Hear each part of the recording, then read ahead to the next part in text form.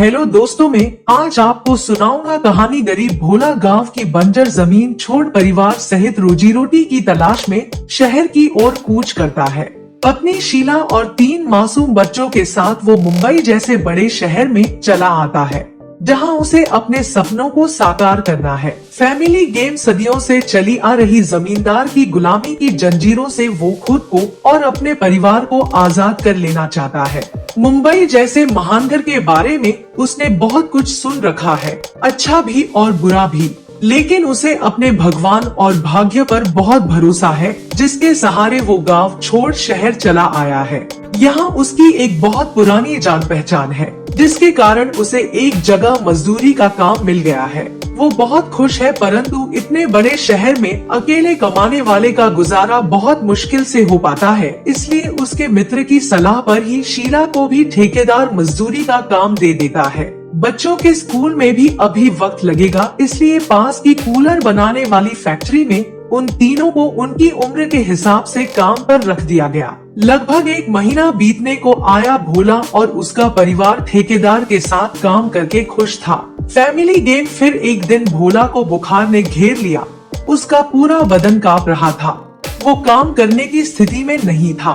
बहुत मिन्नत खिदावत करने पर ही ठेकेदार ने 1 दिन की छुट्टी दी थी, लेकिन 1 दिन से भला क्या होने वाला था। अगले दिन भोला ने उठने की लाख कोशिश की, मगर सब प्रयास विफल रहे। शीला ने ठेकेदार से बहुत मिन्नतें की, तब जाकर वो माना, और वो भी इस शर्त पर कि अपना काम खत्म करने के बाद वो भोला के हिस्से का काम भी करेगी और उसके लिए उसे कोई अलग से पगार भी नहीं मिलेगी। मजबूर शीला को हामी भरनी पड़ी। इसी तरह 1 सप्ताह बीत गया। भोला की सेहत अब पहले से थोड़ी बेहतर हो गई, परंतु काम करने की हिम्मत उसमें न थी। उधर ठेकेदार शीला से दिन रात काम करवाता। एक दिन शीला की सहनशीलता ने जवाब दे दिया। उसने ठेकेदार से अपना हिसाब करने के लिए कहा और उससे ये भी कहा कि वो अब बिना पगार का कोई काम नहीं करेगी, बल्कि उसके पास काम ही नहीं करेगी। शहर में काम की कोई कमी नहीं है। ठेकेदार ने कहा, ठीक है, शाम को तुम्हारे झोंपड़े पे आकर तुम्हारा और तुम्हारे पति का हिसाब कर दूंगा। शीला अपना काम खत्म कर घर की ओर चली गई। ठेकेदार कुर्सी पर बैठा जाती हुई शीला के यौवन और बलखाती कमर को निहार रहा था। अंधेरा होते ही वो भोला के झोंपड़े के अंदर जा पहुंचा। उसने भोला से बहुत ही प्रेम पूर्वक उसका हालचाल पूछा और शीला के गुस्से को भी शांत किया। दिन में उसे या चिल्लाकर शीला संबोधित करने वाला इस वक्त बड़े ही प्यार से उसे भाभी कहकर संबोधित कर रहा था। शीला भी उसके इस व्यवहार से बहुत हैरान थी। गिफ्ट बास्केट जाने से पहले ठेकेदार काम पर आने के बारे में भोला से कहता है, तो भोला न चाहते हुए भी अगले दिन आने का वादा करता है। हालांकि उसकी पत्नी और बच्चे इस बात से सहमत नहीं, फिर भी भोला ठेकेदार से प्रसन्न हो उसके पैर छूता है। ये देख ठेकेदार उसके पास बैठते हुए बड़े प्यार से उसे एक पुड़िया निकाल कर देता है और कहता है कि ये दवा मैं खास तौर पर तुम्हारे लिए लाया हूँ। इसे खाकर तुम कल सुबह तक ठीक हो जाओगे। भोला हैरान होकर उसे देखता है और हाथ में रखी पुड़िया को उलट पुलट कर देखता है और फिर धीरे से पूछता है, ये कौन सी दवा है और कितने की है? अगले दिन भोला में सचमुच एक नई ऊर्जा थी। उसका बुखार और थकावट सब खत्म हो चुका था। भोला सुबह नहा धोकर खुशी खुशी काम के लिए रवाना हो गया। जाते ही उसने ठेकेदार को सलाम किया और अपने काम में जुट गया। आज उसने इतना जमकर काम किया कि शीला द्वारा लाया गया खाना भी भूल गया। उसका मन खुशी से झूम रहा था, जिसमें वह शीला को भी शामिल कर लेना चाहता था, लेकिन शीला को ये सब अच्छा नहीं लग रहा था। गिफ्ट बास्केट, लेकिन शाम होते होते भोला की तबीयत फिर बिगड़ने लगी। उसे कमजोरी और आलस ने फिर से आ घेरा। उसकी पूरी रात करवटें बदलते हुए निकली। आज की सुबह कल से कुछ अलग थी। भोला कल की तरह ही काम करना चाहता था, लेकिन संभव नहीं हो पा रहा था। ठेकेदार अभी तक नहीं आया था और इधर उसके इंतजार में नजरें बाछाए धीरे धीरे अपना काम कर रहा था। कुछ देर बाद ठेकेदार की कड़क आवाज सुनाई देती है, जल्दी जल्दी हाथ चलाओ वरना पगार का पैसा नहीं मिलेगा। भोला काम छोड़ ठेकेदार के पास जाता है और उससे कहता है कि कल वाली दवा की एक पुड़िया अगर आज भी मिल जाती तो गरीब का भला हो जाता साहब। ठेकेदार उसकी आंखों में देखकर धीरे से मुस्कुराया और कहने लगा, देखो भोला, इस महंगाई के जमाने में भी हम तुम्हारी मदद केवल इसलिए कर रहे हैं क्योंकि तुम अच्छे आदमी हो। इस बीच भोला बड़ी विनम्रता से उसे देखता रहता है। ठेकेदार अपनी बात जारी रखते हुए कहता है, फिर भी न जाने तुम्हारी पत्नी, मेरा मतलब है शीला भाभी, मुझसे खफा रहती है। फिर चाटुकारिता से कहता है, अब काम का मामला है, थोड़ा बहुत यूँ ऊपर नीचे कहना ही पड़ता है, अब इसमें बुरा मानने की क्या बात है। अपनी बात पूरी करते ही पुड़िया उसके हाथ में थमा देता है। पुड़िया लेकर भोला खुश होते हुए कहता है, नादान है, थोड़ी सरफिरी है साहब, मैं उसे समझाऊंगा, समझ जाएगी, आप नाराज ना हो। कहकर भोला अपने काम में जुट जाता है और शीला भी अपना काम बखूबी निपटा रही है। इसी तरह दिन बीतते रहे। अब भोला पर तेज धूप या बारिश का कोई असर न होता, उसके काम में ऊर्जा और स्फूर्ति बनी रहती। इस बीच वो शीला को ठेकेदार की अच्छाई से प्रभावित करवाता रहता है, जिसका असर शीला पर थोड़ा बहुत हो भी चुका है। अब शीला आराम से ठेकेदार की बात का जवाब भी देती और कभी कभार उसके लिए खाना गर्म करने और चाय बनाने जैसे छोटे मोटे काम भी कर दिया करती, लेकिन ठेकेदार उसे बात पे बात डांटता ही रहता। शीला को बुरा भी लगता, लेकिन वो हंस कर टाल जाती। एक महीना बीतने को आया। आज पगार का दिन है। भोला को उसकी तय की गई पगार से आधी पगार मिली है। भोला ने हैरान होकर प्रश्न भरी नजरों से ठेकेदार की ओर देखा तो ठेकेदार ने कहा कि ये जो रोज की पुड़िया तुम खाते हो, इसके पैसे मैं थोड़े ही भरूंगा। ये तो तुम्हारी दवा है, तुम ही को खरीदनी है। क्या क्या नहीं सोचा था। भोला ने पगार मिलते ही बच्चों का स्कूल में दाखिला करवाऊंगा, लेकिन पगार तो ना के बराबर है। शीला की पगार से तो मात्र घर का खर्च ही चल पाता है। अपना आप से बात करते हुए, नहीं नहीं, मैं ठेकेदार से अवश्य बात करूंगा, वो अच्छा आदमी है, मेरी बात को जरूर समझेगा। ये सोचकर वो ठेकेदार के पास जाता है। ठेकेदार उसकी समस्या को सुनकर भी अनसुना करते हुए कहता है कि क्या करेगा, बच्चों को पढ़ाकर कोई नौकरी तो मिलने वाली है नहीं, काम तो अंत में अपने ये दो हाथों की कमाई ही आनी है। जिस तरह तुम जी रहे हो वो भी जी लेगा, इसलिए ज्यादा फिक्र करने की जरूरत नहीं है। लेकिन भोला अपने बच्चों का वास्ता देकर कहता है कि आपके द्वारा दिया गया एक एक पैसा मैं चुकता कर दूंगा, बस मेरे बेटे का एडमिशन स्कूल में करवा दीजिए। ठेकेदार उसकी बात सुनकर कुछ सोच में पड़ जाता है और जल्द ही कुछ करने का आश्वासन देता है।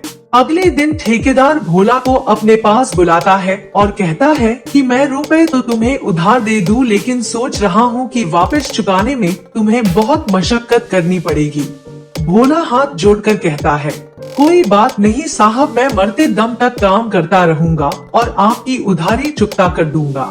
बस मेरे महेश का स्कूल में दाखिला हो जाए, आप कहे तो मैं अलग से और काम करने को भी तैयार हूँ। भोला ने लगभग हाथ जोड़ते हुए कहा, अरे नहीं रे भोला, तुम कितना काम करोगे। हाँ, एक काम हो सकता है, तुम शीला से कह शाम को मेरे घर पे खाना बनाना तथा कुछ अन्य छोटे बड़े काम कर दिया करे। बदले में मैं तुम लोगों की मदद कर दिया करूंगा और दवाई तो तुम ले ही रहे हो। ठीक है। आश्वस्त होकर भोला घर की तरफ चल दिया और वहां पहुंचकर सारी बात शीला को बता दी। पहले तो शीला का मन नहीं माना, लेकिन फिर महेश का सोचकर उसने ये काम स्वीकार कर लिया। अब हर रोज शीला दिन में मजदूरी और शाम को ठेकेदार के यहाँ काम करती, रात के 11-12 बजे थक कर घर आती और सो जाती। उधर ठेकेदार हर वक्त उसे अपने जाल में फंसाने की तरकीबें ढूंढता रहता कि एक दिन उसे ये मौका मिल ही गया। उस रात शाम से ही गहरे बादल घिर आए थे। ठंडी हवाओं ने वातावरण को सुहाना बना दिया था। बादलों के बरसने का अनुमान था। मौसम को देखते हुए शीला ठेकेदार के घर का काम जल्दी से निपटाकर जल्दी से वापस चले जाना चाहती थी कि दरवाजे पर दस्तक हुई। दरवाजा खुलते ही सामने ठेकेदार खड़ा था, वो भी नशे में मस्त। उसकी आंखों में लाल डोरे चमक रहे थे। शीला उसे वहीं दरवाजे पर छोड़ किचन की तरफ बढ़ गई। ठेकेदार अंदर आ गया और सोफे पर बैठ गया। बाहर बारिश का शोर होने लगा था। शीला काम छोड़ खिड़की के पास आकर बाहर का जायजा लेने लगी। बाहर चमकती हुई भयावह बिजली के साथ शहर की बिजली भी गुल हो गई।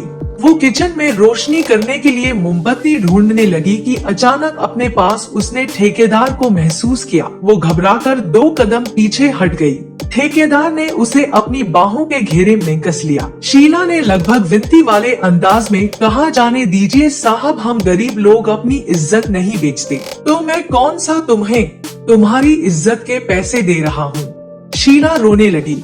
अरे आप रोने लगी? अरे भाई, औरतों का रोना हमें अच्छा नहीं लगता। लो, हमने तुम्हें छोड़ दिया। चलिए अब 2 कप चाय बनाइए, एक हमारे लिए और एक अपने लिए। उसके छोड़ देने से शीला ने राहत की सांस ली और उसके लिए चाय बनाने लगी। चाय 2 कप बनाना, ये मत कहना कि आप नहीं पीती। इतनी मूसलाधार बारिश में कौन ऐसा शख्स होगा जिसे चाय अच्छी न लगे। हाँ, अगर ऐसे में कोई हमदम मिल जाए तो बात ही कुछ और होगी। इतना कहकर वो ड्राइंग रूम में बैठकर चाय का इंतजार करने लगा। कुछ देर बाद शीला चाय बनाकर ले आई। अरे इसके साथ कंटेनर में रखे बिस्किट भी ले आती तो अच्छा होता।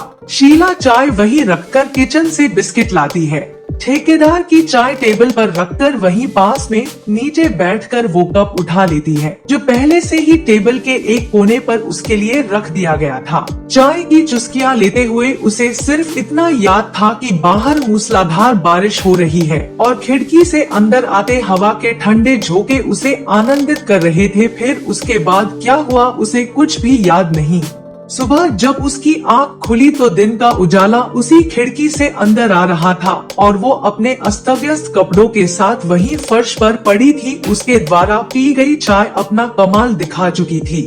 दूसरा कप टेबल पर वैसे ही भरा पड़ा था। उसने उठना चाहा लेकिन अंगन दुख रहा था। बड़ी मुश्किल से उठ के उसने खुद को संभाला, कपड़े ठीक किए और कमरे से बाहर निकलकर बेतहाशा अपने झोंपड़े की तरफ भाग खड़ी हुई।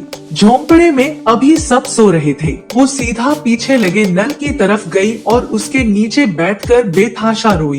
कुछ देर रोने के बाद वो झोंपड़े में आई, कपड़े बदले और बच्चों के लिए भोजन की व्यवस्था करने लगी। भोला भी नोन से जाकर काम पर जाने के लिए तैयारी करने लगा। भोला तैयार हो गया लेकिन शीला जो की त्यों बैठी रही। भोला के पूछने पर उसने काम पर जाने से ये कहकर इनकार कर दिया कि उसकी तबीयत ठीक नहीं है। आज शीला काम पर क्यों नहीं आई? ठेकेदार ने अपनी भारी भरकम आवाज में भोला से पूछा। हाँ साहब, उसकी तबीयत कुछ ठीक नहीं थी, आराम करना चाहती है। भोला ने उसके हाथ से ली हुई पुड़िया खाते हुए कहा।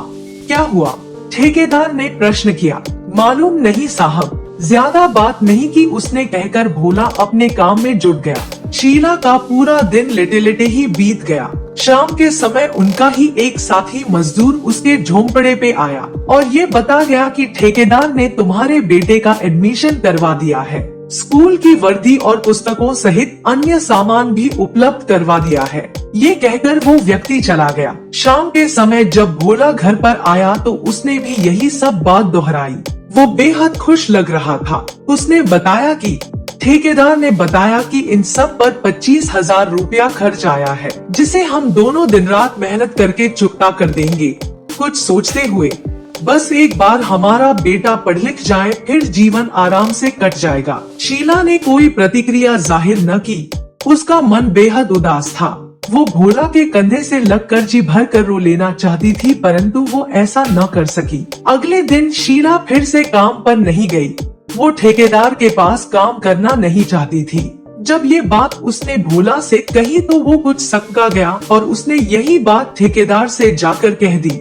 न जाने उसे क्या हो गया है साहब, वो कभी ऐसी न थी। दिन या रात बिना रुके बिना थके काम करने वाली है वो।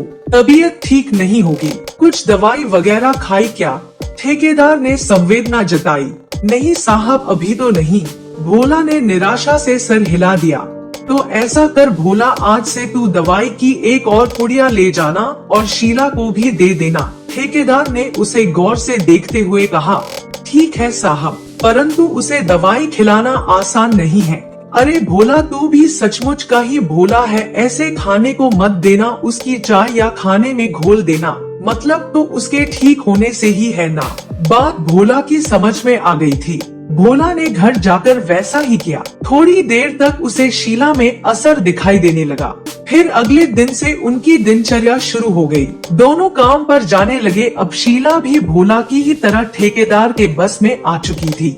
सब समझते हुए भी वो अनजान थी। मन से वो ठेकेदार के साथ काम नहीं करना चाहती थी। उन्हें ठेकेदार द्वारा दी गई दवा के पैसे काट कर ऊपर से महेश की एडमिशन के पैसे काट कर ना के बराबर पगार मिलती थी। शारीरिक शोषण अलग से झेलना पड़ता था। शीला को ठेकेदार जब जी चाहे अपने घर बुला लेता। जरूरत पड़ने पर उनके मासूम बच्चों से भी उनकी क्षमतानुसार काम लिया जाता। भोला और उसका परिवार ठेकेदार का गुलाम बनकर रह गए थे। ठेकेदार ने ड्रग्स के जरिए उन सबको अपने काबू में कर लिया था। एक वो ही नहीं, और भी ऐसे बहुत से लोग ठेकेदार के नीचे काम कर रहे थे जिन्हें वो ना के बराबर पगार देता था तो बस एक पुड़िया जो एक अच्छे भले इंसान को उसका गुलाम बना देती है। Family game. एक शाम भोला अपने झोंपड़े में बैठा सोच रहा था कि गांव से जमींदार की गुलामी छोड़कर शहर आया था एक स्वतंत्र और अच्छा जीवन जीने के लिए। लेकिन मुझे क्या पता था कि गुलामी के रूप भी अलग अलग है। आज वो बिन पैसे भी ठेकेदार की चाकरी करने को तैयार है। आज विजयदशमी के दिन भी वो अपने बच्चों को नए कपड़े और खिलौने लेकर नहीं दे पाया। बाहर पटाखों के फूटने की आवाजें आ रही है। उसका छोटा बेटा भागता हुआ अंदर आता है और कहता है, माँ बाबा चलो न बाहर देखो, रावण जल रहा है, रावण मर रहा है। भोला एक लंबी सांस खींचकर कहता है, नहीं बेटा, रावण तो आज भी जिंदा है और तब तक रहेगा जब तक इस दुनिया में गरीबी, बेरोजगारी और मजबूरी रहेगी। आदमी आदमी का गुलाम रहेगा, छलकपट रहेगा, तब तक रावण भी रहेगा। कहकर भोला अपनी आंख में आए आंसू पोंछता है। और इसी के साथ इस कहानी की है यह एंडिंग होती है। मिलते हैं अगली वीडियो में, तब तक के लिए गुड बाय। आप सभी का बहुत बहुत धन्यवाद इस वीडियो को देखने के लिए।